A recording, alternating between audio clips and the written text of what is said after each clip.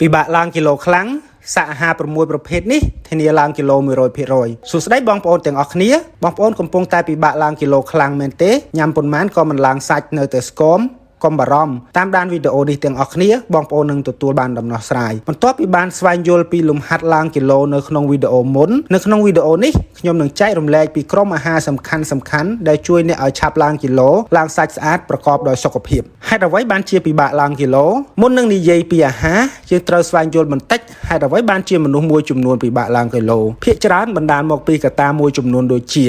កត្តាហ្សែនកត្តារាងកាយមានមេតាបូលីសខ្ពស់ការញ៉ាំអាហារមិនគ្រប់គ្រាន់ឬអាហារមិនមានជីវជាតិមិនបានហាត់ប្រាណលើកទម្ងន់គ្រប់គ្រាន់ភាពតានតឹងគេងមិនគ្រប់គ្រាន់ការទទួលទានទឹកមិនគ្រប់គ្រាន់និងកត្តាសុខភាពរាងកាយដូចជាកត្តាជំងឺផ្លូវកាយឬក៏ជំងឺផ្លូវចិត្តជាដើមកត្តាទាំងនេះគឺជាកត្តាយ៉ាងសំខាន់ដែលធ្វើឲ្យមនុស្សមួយចំនួនពិបាកឡើងគីឡូខ្លាំងដើម្បីឡើងគីឡូប្រភពកាឡូរីនិងសារធាតុចិញ្ចឹមគឺសំខាន់ខ្លាំងណាស់នេះជាអាហារ6ប្រភេទដែលបងប្អូនគួរតែញ៉ាំដើម្បីអាចឡើងគីឡូប្រកបដោយជោគជ័យទី1បាយឬនំប៉័ងវាជាប្រភពកាបូហៃដ្រេតដ៏ល្អដែលផ្ដល់ថាមពលនិងជួយបង្កើនទម្ងន់មានប្រភពកាបូហៃដ្រេតល្អផ្សេងទៀតដូចជាដំឡូងដូចជាត្រាវដូចជាគ្រាប់ធញ្ញជាតិនិងប្រភេទអាហារម្សៅផ្សេងទៀតជាដើមគួរហូបវាឲ្យបានគ្រប់ពេលអ្នកទទួលទានអាហារ2សាច់សត្វជាប្រភពប្រូតេអ៊ីនយ៉ាងសំខាន់ដែលជួយដល់ការលូតលាស់សាច់ដុំនិងជួយសុខភាពរាងកាយត្រូវទទួលទានសាច់ឲ្យបានគ្រប់គ្រាន់រៀងរាល់ថ្ងៃដូចជាសាច់គោសាច់ជ្រូក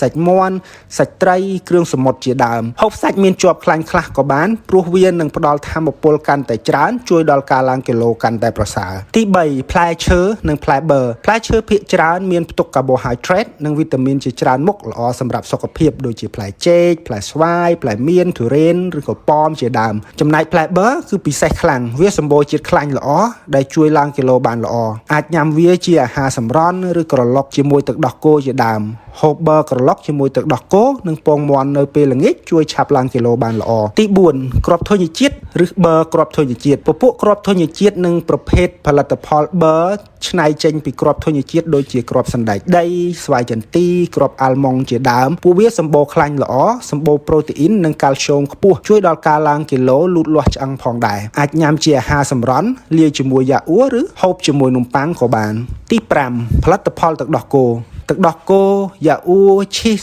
សុទ្ធតែសម្បូរប្រូតេអ៊ីនខ្លាញ់និងកាល់ស្យូមហូបផលិតផលដែលចេញពីទឹកដោះគោឲ្យបានរាល់ថ្ងៃដូចជាទឹកដោះគោស្រស់យ៉ាអ៊ូជាដើមទី6អាហារសម្បូរខ្លាញ់ល្អនិងបន្ថែមអាហារបំពន់អាហារសម្បូរខ្លាញ់ល្អដូចជាផ្លែបឺរដូចជាស៊ុតប្រេងអូលីវប្រេងដូងប្រេងត្រីជាដើមជួយបង្កើនកាឡូរីក្នុងអាហារដោយមិនចាំបាច់ញ៉ាំអាហារច្រើនហើយបើចាំបាច់យើងអាចបន្ថែមអាហារបំពន់ដូចជា Whey Protein, Creatine, Multivitamin ឬក៏ខ្លាញ់ត្រីជាដើមក្រៅពីប្រភេទអាហាររបៀបហូបក៏សំខាន់ផងដែរនេះជាគន្លឹះសំខាន់ក្នុងការហូបទី1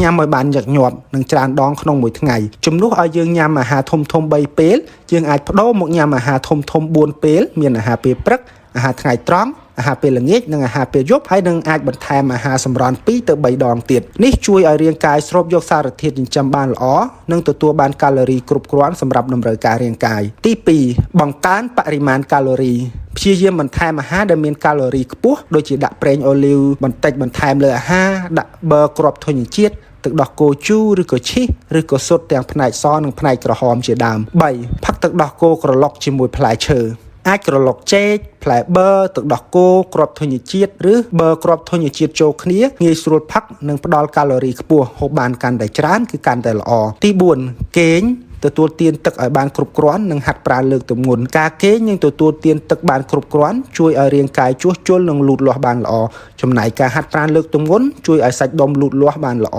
និងជួយការឡើងទម្ងន់ប្រកបដោយសុខភាពសង្ឃឹមថាវីដេអូនេះជួយបងប្អូនកំពុងតែពិបាកឡើងគីឡូអាចឡើងគីឡូប្រកបដោយភាពជោគជ័យបើពេញចិត្តនឹងវីដេអូនេះកុំភ្លេចចុច like share subscribe ដើម្បីទទួលបានវីដេអូថ្មីមានចម្ងល់អាច comment ឬអាចឆាតសួរមកកាន់ Telegram ខ្ញុំផ្ទាល់បាន